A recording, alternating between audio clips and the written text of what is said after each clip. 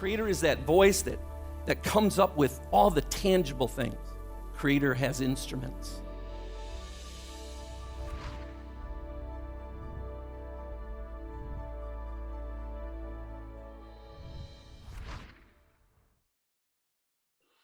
Hello, everyone. This is Leander, Rabe, and today we're talking about increasing our communication and then, because of that, increasing our impact.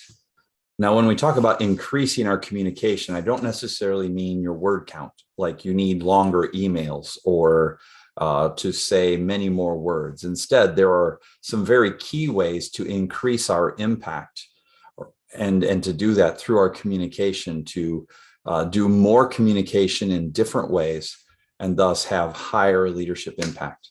I love a quote on communication by George Bernard Shaw. And his quote says, "The single biggest problem in communication is the illusion that it has taken place." I love those words. When you put that on our walls, okay, of our offices, because the illusion that has taken place is what is unique, it seems, to K-12 leadership. There's these assumptions that we make. Sometimes it's because we will speak from our own archetype language. And so because we spoke and sent a message out in more of a warrior style, we assume that then communication has taken place. And yet it's like two ships passing the night, and it didn't have the impact we desired. And it's because one person is speaking Spanish and the other person is speaking German. We weren't communicating in that person's language or in that group's culture language, which archetypes help us to frame and tailor the communication in. So that's one principle there. We have the illusion that's taken place. Another is that I heard this just this last week, and they talked about, I was talking with some administrators, and they talked about, and were sort of bemoaning the fact that teachers never responded to the communication. I asked, how are you sending out that communication? How are you communicating? What platforms are you using? They said, oh, our superintendent sends out an email. I'm like, how often? Well, this is weekly. Every Friday, an email goes out. I'm like, okay, a couple things. One, it's being sent out on Friday when teachers have been through war all week long and are just double coverage and everything because of missing teachers and that sort of thing, teacher shortfalls in their district. They are at the end of their rope, and now they're rolling into the weekend, and that's when you're going to push out communication. Many times it happens on a Friday afternoon, if not after they leave the building. And somehow you're supposed to be managing burnout amongst your staff and help people with work-life balance. And that's how the communication unfolds. Secondly, they're just sending out an email. I'm like, what other forms of communication are you using for that message? Not everybody is going to dig through one of 50 emails and find that information in a timely manner. They may get to it and it may be the next week, and yet you needed them to hear something for this week or to be ready for next week. What other forms of communication are you using? How about the timing of that communication? What other forms are you using? Maybe you need to say the same message using 5 different platforms to get through to a group of people. But instead, because I click send and hit the email, I have the illusion that communication has taken place. And so when I say more, it's not to use more words, it's using more platforms and means of communication can increase your impact. Another thing that I see is what I would call the illusion that's taken place is that I would call it a magic wand trap. In times of crisis, high impact leaders do not fall into that trap, the magic wand trap. What do you mean, Leander? Well, I can't tell you how many times I would press on maybe a certain administrator here, there, and multiple times different administrators throughout this COVID crisis that we've been in. And I would lean on saying, how have you communicated X, Y, or Z to your team? Because I knew that X, Y, or Z were big issues. And I would get the response, well, I haven't. Or I would talk to their team members for this particular administrator because I was working with their team, helping them to enhance their culture. And the members of the team would tell me, I haven't heard anything. So I would go back and ask, how long has it been to these team members? And sometimes I would get answers that said, it has been 2 months or even 3 months and nothing has been said about issue X, Y, or Z. And I go back to the administrator and I'll ask them, what is it that's going on here? And their response is, well, I'm waiting. I'm like, waiting for what? So why aren't you communicating? They said, well, I'm waiting for information. And we all know that a lot of times that's been short in supply. You talk about a logistics supply and supply chain issues. Well, getting information, there's been some supply chain issues with that sometimes. Maybe you're waiting for something that the governor had to make as far as a protocol decision. It was something by the Department of Ed. I get that. Maybe it was you're a building administrator, building leader, and you're waiting on something that the superintendent or board might decide. I understand that those are real issues. The problem I had is that it's the magic wand trap that those leaders fell into. And they're like, I'm going to wait until I get all the information I need. And that's the magic wand moment that they were waiting for. Then they're going to wave their magic wand and everything will be okay. Meanwhile, you've got people on no information island for months at a time on your team. And what's happening to trust? Trust is going down.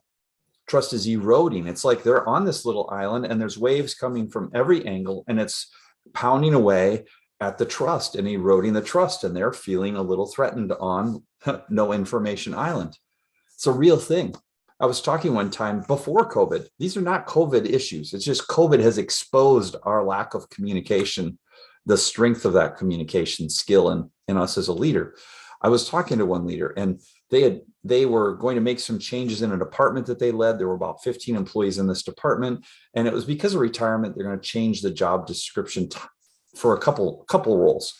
But because these were union jobs, it had to get run into with the union. And that became something that then the cabinet team needed to deal with. It's a central office, and it became something the board had to get involved with. And they were going back and forth, back and forth. So what it was thought to be a 2 to 3 month decision or change ended up becoming this massive, it became, I think, if I remember right, about a year-long process to get just a couple job descriptions changed.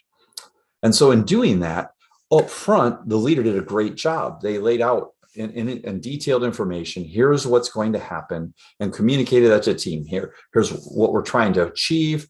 It's going to have to go to so-and-so, and it's going to take a little time. Please be patient. And they were thinking 2 to 3 months.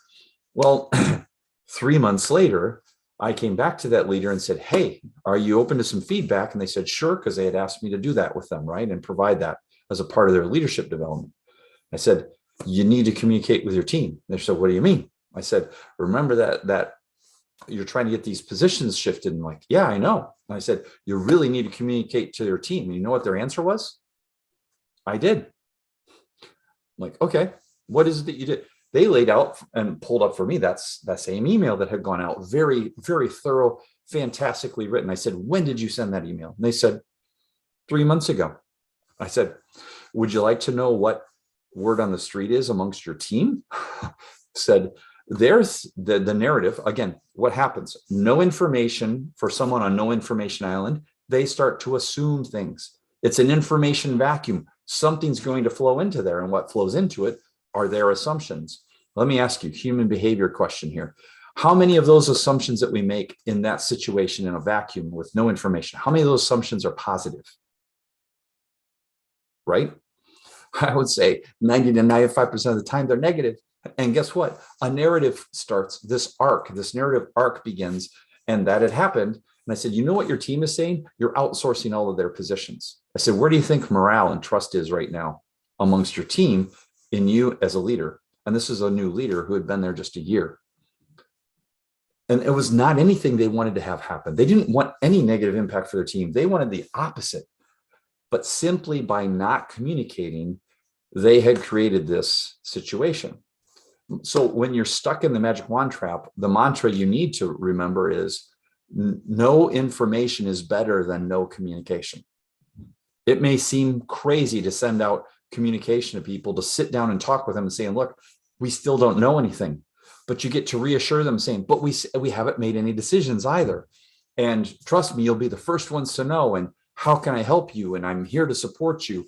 And what do you need? It's a chance to look them in the face, or to communicate that maybe through a group Zoom call, or you pull together and have a department meeting, or you're able to send out, maybe it is an email, but then you also are doing that in other communication platforms as well. Again, no information is better than no communication. So that's what I'm talking about when I say we need to do more communication. That actually can lead to more impact. So these are just a couple of the things. We could talk about this obviously for weeks and weeks and weeks, but just want to touch base on some things that we're seeing out in the field that we would think that seems simple, but also that shouldn't be happening. It does. Unfortunately, it does. We get our head down, we're in the weeds, and we forget about some of these critical things. They may seem basic, but they're so essential. So there we go. Again, I'm Leander Rabe. If we can help you in any way, let us know. You can find us at healingsandassociates.com, and have a great rest of the day.